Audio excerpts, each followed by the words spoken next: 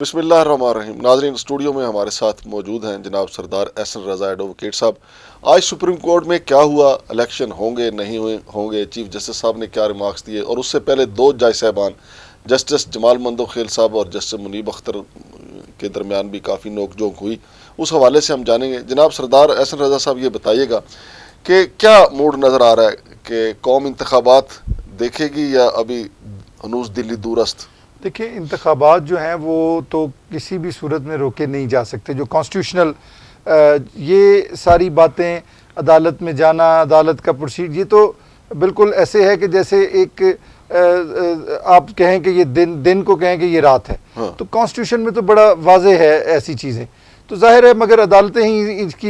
इसको एलेबरेट करने के लिए अदालत ही बनी है, और कॉन्स्टिट्यूशनल कोर्ट है सुप्रीम कोर्ट। तो सुप्रीम कोर्ट में पिटीशन जो है उसमें गई हैं, तो उसमें तो कोई दो राय है नहीं कि इलेक्शन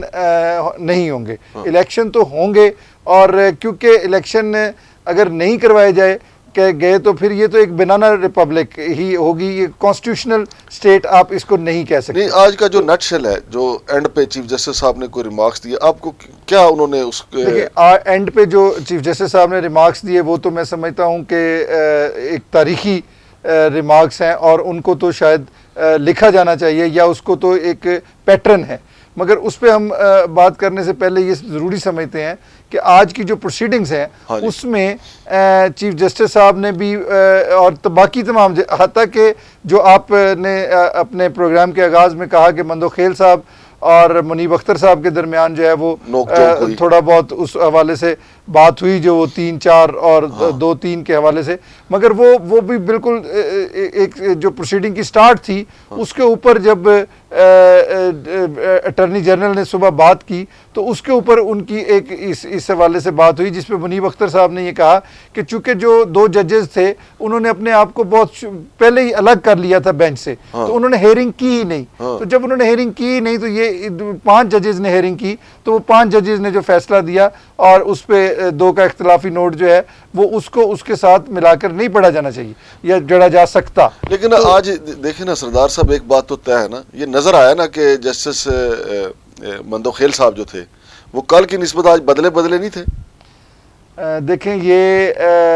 कल उन्होंने खुद कहा कि ये चैम्बर का मसला है। मैं समझता हूँ कि इस पे हमें बहुत मोहतात तरीके से बात हम नहीं कर सकते और नहीं करनी चाहिए, चूँकि ये वाकई चैम्बर्स के अंदर का इशू है। और आज भी मैं समझता हूँ कि वही मैं आपसे बात पहले भी करने वाला था कि सुबह के टाइम तो ये एक हल्की सी बात हुई, मगर उसके बाद मंदोखेल साहब ने मुसलसल जो प्रोसीडिंग्स तकरीबन 4 बजे तक, आज पौने 4 बजे तक जारी रही हैं, उसमें मंदोखेल साहब ने किसी भी सतह पे, किसी भी लेवल पे ये नहीं कहा कि इलेक्शन जो है वो किसी तरह से पेंडिंग हो सकते हैं। उन्होंने हर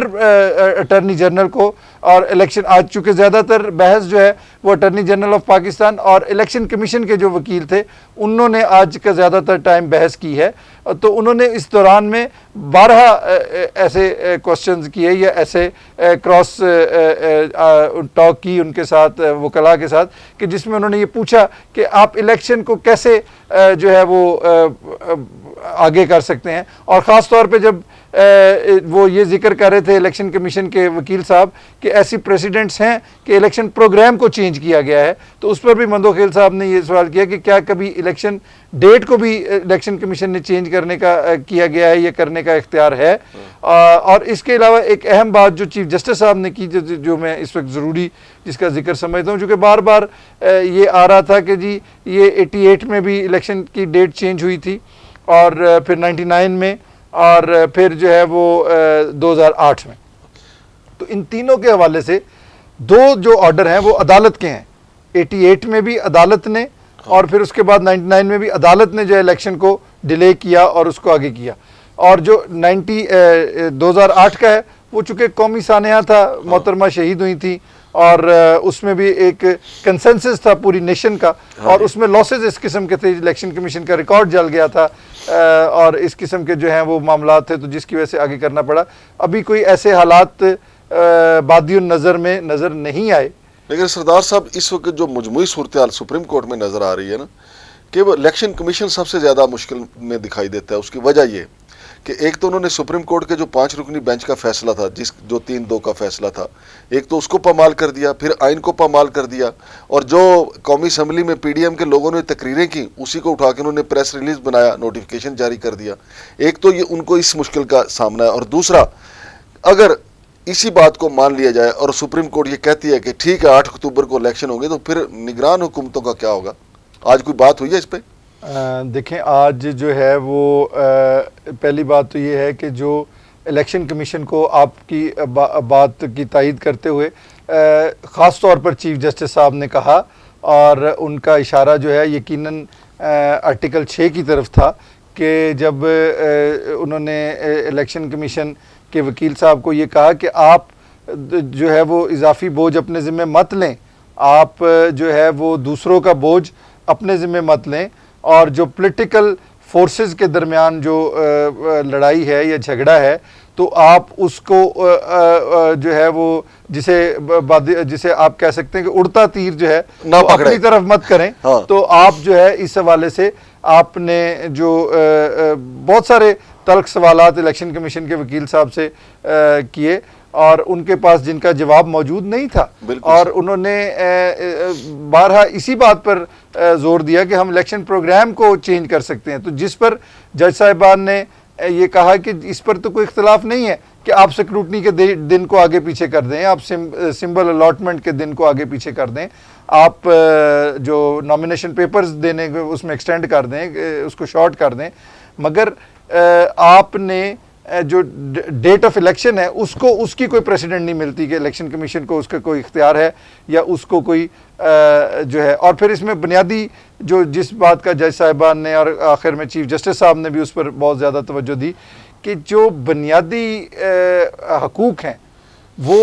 लाइक ग्रोइंग ट्री हैं। हाँ। वो चीफ जस्टिस साहब ने लफ्ज़ इस्तेमाल किया कि वो लाइक ग्रोइंग ट्री हैं, तो वो बुनियादी हकूक़ जो हैं वो बढ़ते जाते हैं उन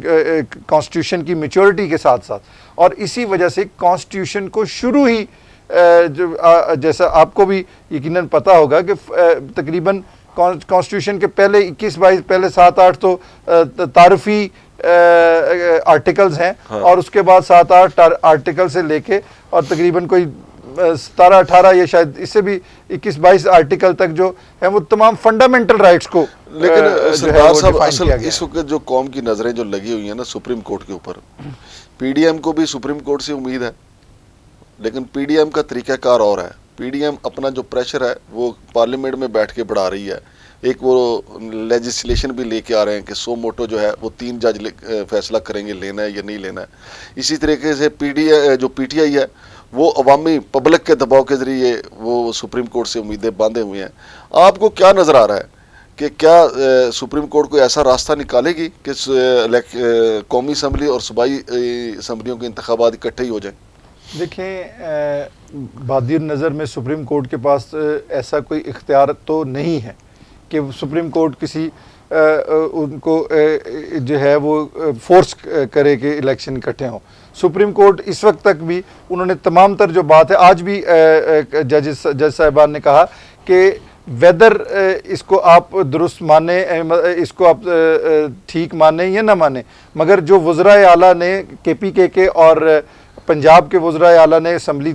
डिज़ोल्व की, वो उनका एक कॉन्स्टिट्यूशनल राइट था, वो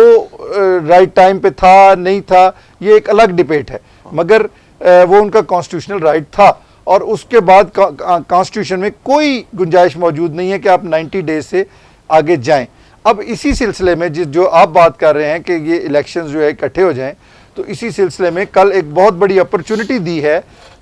चीफ जस्टिस साहब ने, और आखिर में जो उन्होंने आखिरी 5 मिनट जो चीफ जस्टिस साहब ने आज की कार्रवाई को कंक्लूड किया है, तो मैं समझता हूँ कि वो तारीख़ी फ़िक्रात और एक ऐसे शख्स के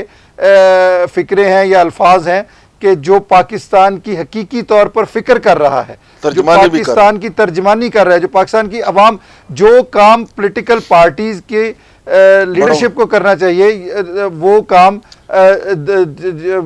बादिर नज़र में चीफ जस्टिस को मजबूरन करना पड़े। सरदार साहब वो 5 मिनट बताएं जो उन्होंने आखिर में जो स्ट्रोक खेले हैं उसमें चीफ जस्टिस साहब ने तमाम जो पॉलिटिकल पार्टीज़ के जो वहाँ पर पेश हुए थे वकला साहिबान, जिसमें PMLN को अकरम शेख साहब रिप्रेजेंट कर रहे थे, सीनियर बार मेंबर हैं। इसके बाद ऑब्वियसली ये PTI की पटिशन है, तो वहाँ बैरिस्टर अली ज़फ़र साहब PTI को रिप्रेजेंट कर रहे थे, और PTI के जनरल सेक्रेटरी असद उमर साहब भी अदालत में मौजूद थे। शेख रशीद साहब आज अदालत में मौजूद थे, वो ख़ुद एक पार्टी के सरबराह हैं। और इसके अलावा जो कामरान मुर्तज़ा साहब हैं, वो